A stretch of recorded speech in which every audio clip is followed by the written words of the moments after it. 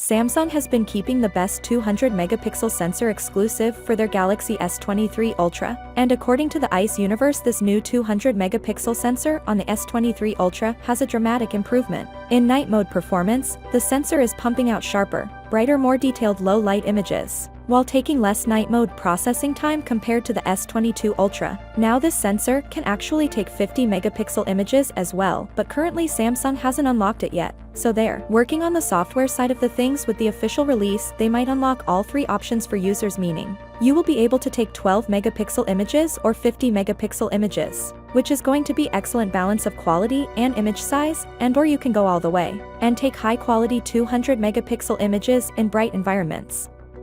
It has been somewhat clear now that the Samsung Galaxy S23 Ultra will mostly retain the same zoom cameras as its predecessor, a 3x and a 10x periscope, so we mostly expected similar image quality, but according to popular tipster ICE universe, the Galaxy S23 Ultra will shoot much better telephoto images, citing improvements in color and some algorithms. He believes Samsung has made strides in image quality. Earlier he made similar claims about the Galaxy S23 Ultra's new 200-megapixel wide camera. Sensor size and readout speed are big contributors to image quality, but computational photography is where the biggest gains have been made in recent years.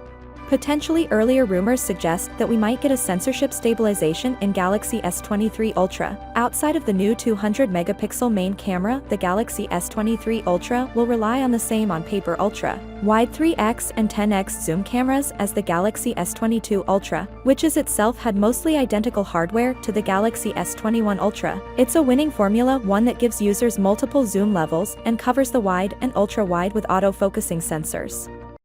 Now another aspect where the S23 Ultra will bring improvements is the cinematic mode. Even though the S22 Ultra offers cinematic mode, it's not at the same level as the iPhone 14 Pro Max, so rest assured we will see a massive improvement to the cinematic mode or the portrait video, I must say. The Galaxy S23 Ultra will launch with One UI 5 Android 13, and Samsung is already rolling out the final software. The Galaxy S23 Ultra may look the same as the S22 Ultra when it comes to the design, but it will be a completely different based on the inside, from camera, to the chip, to the efficiency, to the battery. Samsung is giving their all.